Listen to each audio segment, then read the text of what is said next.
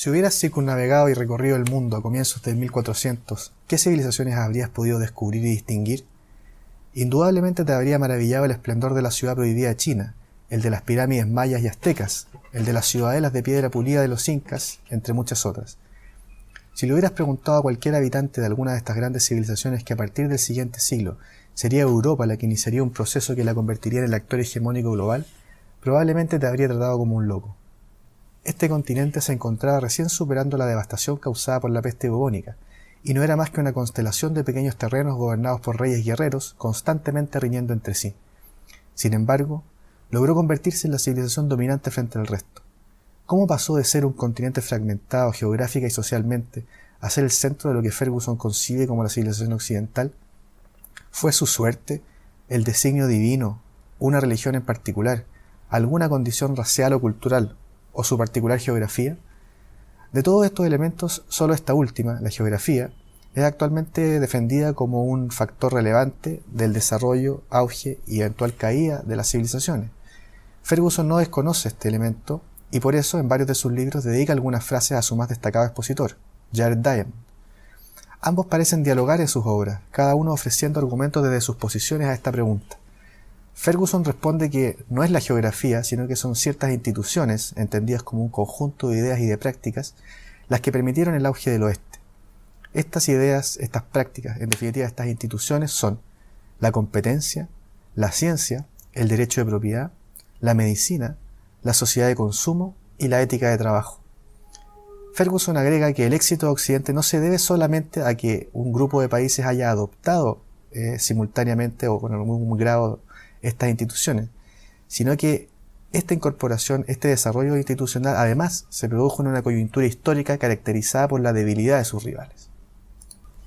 Ferguson se vale de la exposición de las disímiles trayectorias históricas experimentadas por representantes de Occidente y Oriente para justificar el impacto de cada una de las citadas instituciones en el auge y declive de una y otra civilización. En el caso de la competencia, compara Inglaterra, Londres y el río Támesis frente a China, Nanjing y los ríos Amarillo y Yangtze. Las realidades son descritas en términos absolutamente dicotómicos.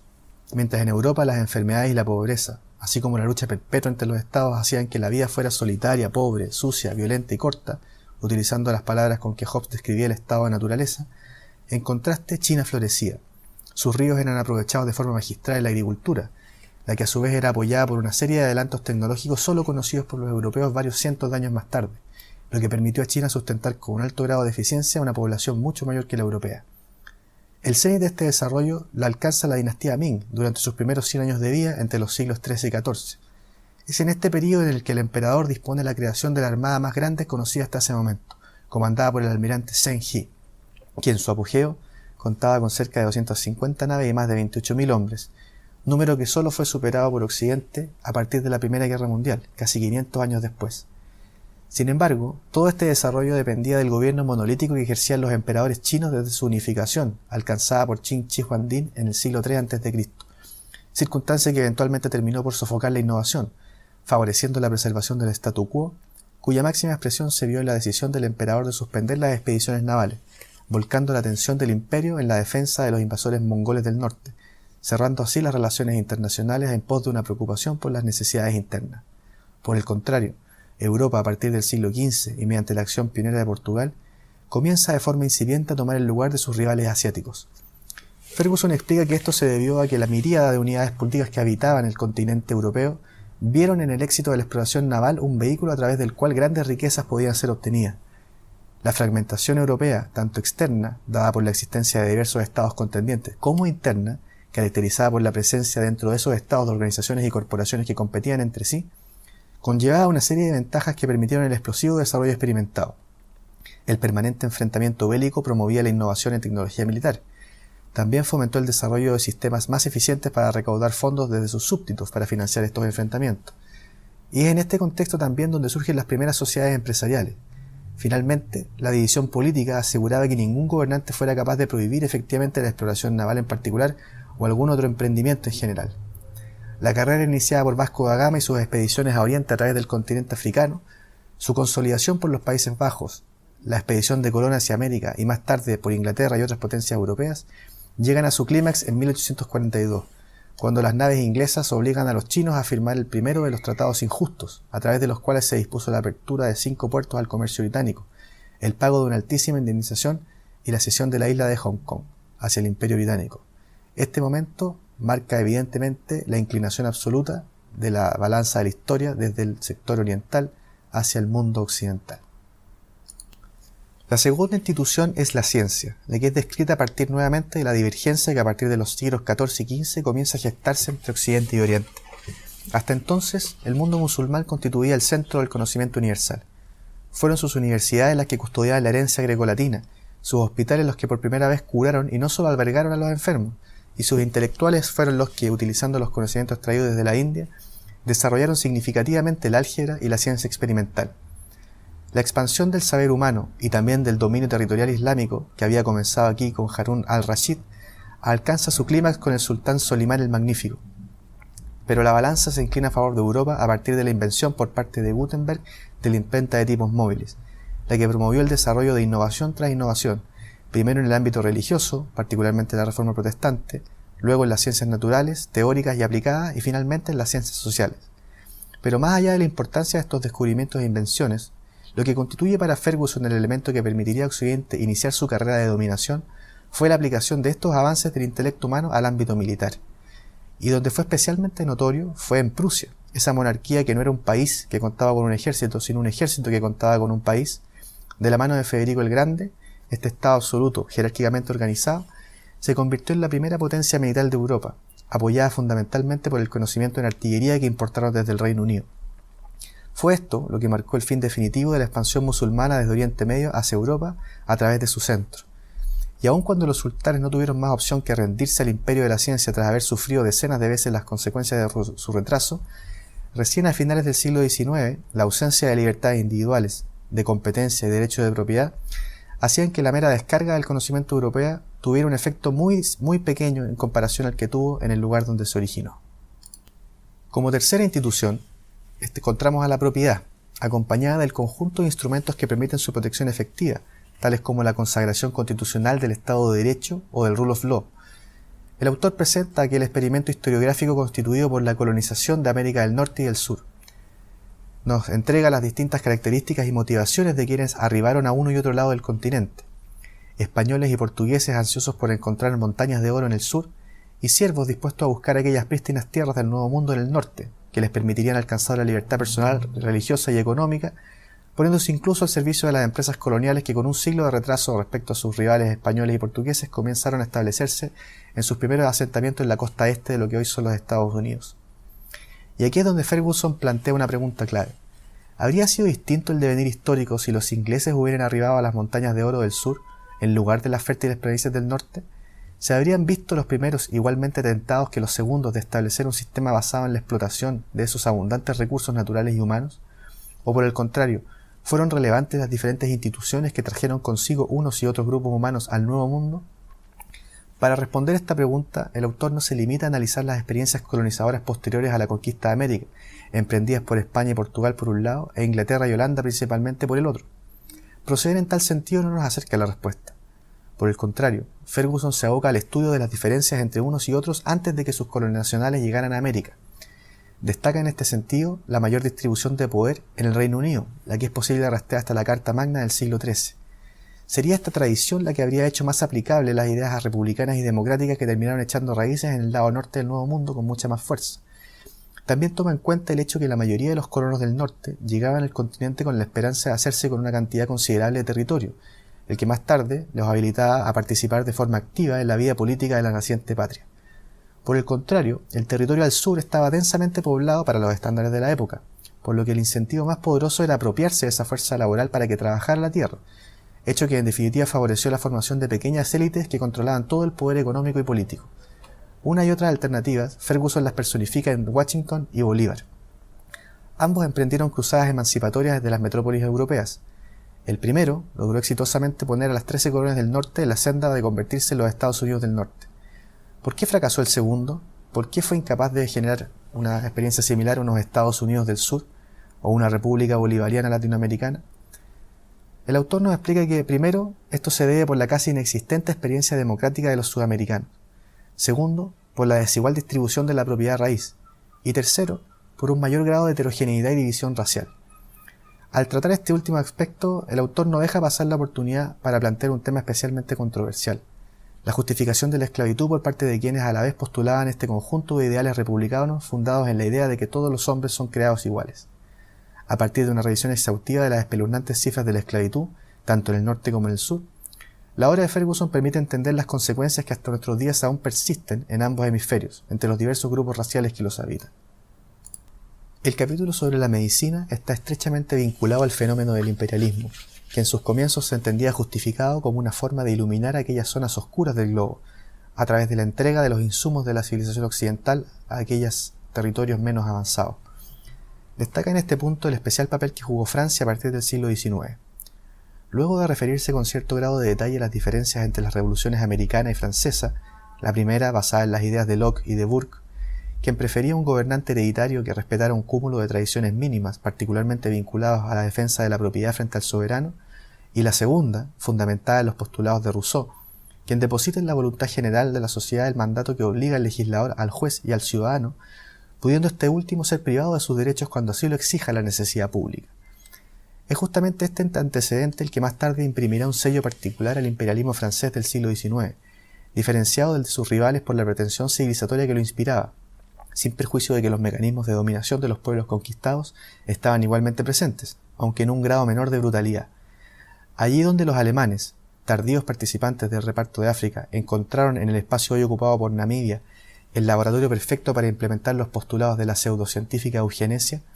los franceses intentaron compartir los beneficios de la medicina occidental, construyeron los primeros hospitales en Senegal. Francia también fue el primer imperio occidental en ofrecer la ciudadanía a los hombres africanos de sus colonias, particularmente como una forma de incentivo a la participación en la Primera Guerra Mundial, aun cuando fuera como poco más que carne de cañón. La fuerza africana jugó un papel fundamental en el choque entre Francia y Alemania durante el primer conflicto mundial,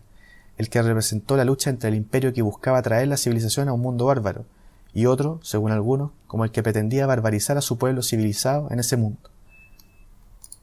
Tras el fracaso de los intentos imperialistas, el mundo configurado por Occidente no podía seguir sustentándose en la colonización. A partir de 1945, nos señala Ferguson que llega la hora en que los hombres dejan sus uniformes y se ponen sus blue jeans.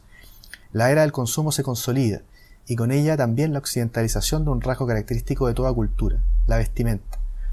Sus orígenes pueden ser rastreados a los comienzos de la Revolución Industrial en Inglaterra, país pionero en este ámbito gracias, por una parte, a la mayor disponibilidad de carbón con que podía alimentar a la nueva economía basada en la máquina de vapor, y el alto costo del empleo humano por otra, que incentivó el desarrollo de dicha maquinaria. Se trata de un fenómeno muchas veces descrito como una sucesión de innovaciones tecnológicas en las más diversas áreas de la economía, pero lo que Ferguson nos describe es el desarrollo particularmente agudo de la industria textil. La máquina de hilar, el telar a vapor y la mula de hilar son todos adelantos ingleses del siglo XVIII. Las nuevas tecnologías permitieron un aumento explosivo en la productividad de cada trabajador,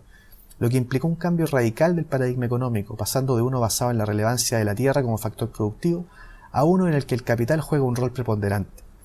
Marx y Engels son quienes por primera vez describen la idea de que la economía industrial estaba condenada a producir una sociedad intolerablemente desigual, dividida entre los dueños del capital, que concentrarían cada vez más la riqueza, y el proletariado, al que se mantendría en niveles de mera subsistencia. Sin embargo, Ferguson nota que aquello que los fundadores del comunismo pasaron por alto es que el trabajador es a la vez un consumidor de productos, de modo tal que para el capitalista no tiene sentido establecer salarios solo suficientes para su mera subsistencia. La mecanización a su vez crea grandes oportunidades para los trabajadores, hecho que explica la marcada diferencia entre las condiciones de vida y los salarios de Occidente y el resto del mundo, así como los trabajadores que habitaban el mundo urbano frente a los del mundo rural. Por otra parte, la industrialización ofrecía una fórmula maestra para que el resto del mundo alcanzara el anhelado desarrollo a través de la adopción de esta y de los demás dispositivos institucionales descritos en la obra de Ferguson. Un ejemplo paradigmático lo constituye Japón,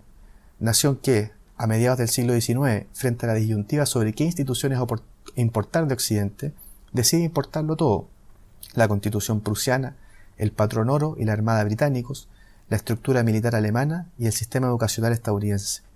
Incluso la construcción de un imperio al estilo occidental fue intentado con cierto grado de éxito, logrando victorias militares contra China y Rusia. Más tarde, serían las dos guerras mundiales los acontecimientos en que el empuje de la revolución industrial sería puesto al servicio de la maquinaria bélica de todos los contendientes, cuyas consecuencias en pérdidas humanas no tienen comparación salvo con las posteriores experiencias totalitarias comunistas, soviéticas y maoístas. Terminado el segundo conflicto mundial, la maquinaria industrial occidental vuelve a estar al servicio del consumo, esta vez extendido en toda la órbita no comunista. Por su parte, en el mundo comunista, se mantuvo una férrea reorientación armamentística del aparato productivo. Es justamente esta dicotomía la que definiría las diferencias entre los dos hemisferios en conflicto durante el transcurso de la Guerra Fría. Es cierto que las dos superpotencias, Estados Unidos y la Unión Soviética, llevaban a cabo ingentes esfuerzos para superarse mutuamente en la carrera por el poderío militar absoluto, pero el líder de Occidente ofrecía algo más, la cultura popular, que Ferguson considera basada fundamentalmente en un modo de vida más orientado al placer que al deber, más proclive a la promoción del individuo que la del colectivo, más amante de la libertad que de la autoridad. En definitiva, un mundo en el que no se consideraba un desperdicio la energía gastada al bailar. Como último factor institucional, Ferguson aborda la ética de trabajo occidental. La vincula estrechamente a la religiosidad cristiana, en específico a la protestante, tal como hiciera Max Weber a principios del siglo XX, pero sin perder la oportunidad de formular algunas críticas a su tesis, particularmente el hecho de no haber notado el éxito que habían tenido igualmente empresarios católicos y especialmente también judíos durante el periodo en que se dedicó a estudiar. Sin embargo, más que una ética de trabajo que responde a un llamado divino, Ferguson considera que el mayor mérito del protestantismo como motor de desarrollo radica en su promoción de la alfabetización y la libertad de expresión. El autor continúa estudiando la relación entre la progresiva descristianización experimentada por Europa a partir del siglo XX frente a la experiencia de los Estados Unidos. En este último país, la fe religiosa en ningún caso se vio morigerada, sin perjuicio de que ésta mutó en sus formas hacia una versión caracterizada por una multiplicidad de iglesias y congregaciones que compiten entre sí, utilizando métodos propios de la mercadotecnia y la cultura popular norteamericana. El problema es que la ética protestante ha ido siendo reemplazada por una serie de cultos posmodernos que no ofrecen nada cercano al vigor económico y la cohesión social que ella brindaba. Esto, a su vez, vuelve vulnerables a estas sociedades frente a los actos de fanáticos religiosos que no adhieren a las ideas sobre las que éstas se sustentan. Es interesante también la cristianización de China, nación que probablemente alberga el mayor número de personas que profesan esta religión, lo que ha sido considerado por sus autoridades como algo positivo, en tanto constituye un pilar moral fundamental sobre el que cada vez más chinos basan la confianza mutua a la hora de hacer negocio. En sus conclusiones, Ferguson repasa sucintamente las ideas que han intentado describir un ciclo de auge y caída de las civilizaciones esgrimida por historiadores, tales como la progresión de los sistemas de gobierno, descrita por Polibio, como la teoría del colapso ecológico de Jared Diamond. Sin embargo, no se muestra partidario de este enfoque de carácter cíclico, principalmente por la conceptualización que Ferguson hace de las civilizaciones como sistemas complejos, conformados a partir de un gran número de componentes que interactúan y que se encuentran asimétricamente organizados, elementos que vuelven difícil, si no imposible, una caracterización de los procesos evolutivos de los pueblos que sean aplicables de manera analógica. Respecto a la situación actual, Ferguson considera que estamos experimentando un declive de Occidente, un cambio en el centro de gravedad hacia el Oriente. Argumenta que este fenómeno no coincide con el choque de civilizaciones pronosticado y descrito por Samuel Huntington, particularmente porque la mayoría de los conflictos bélicos, desde el final de la Guerra Fría, han sido entre grupos étnicos pertenecientes a una misma civilización y no a enfrentamientos entre distintas civilizaciones. En cuanto a las amenazas que enfrenta hoy la civilización occidental, China es claramente el rival más fuerte, nación que según los pronósticos superará a Estados Unidos y sus aliados tanto en el orden económico como militar. Es cierto que China también presenta importantes grietas en su estructura, tales como el malestar social que un gobierno no democrático naturalmente genera, sobre todo en el contexto de un auge de su clase media, así como también el eventual antagonismo que su posición hegemónica en Asia podría suscitar entre sus vecinos. Sin embargo, Ferguson concluye sentenciando que la mayor amenaza a Occidente no la presentan civilizaciones rivales, sino su propia pusilanimidad y la ignorancia histórica que la alimenta.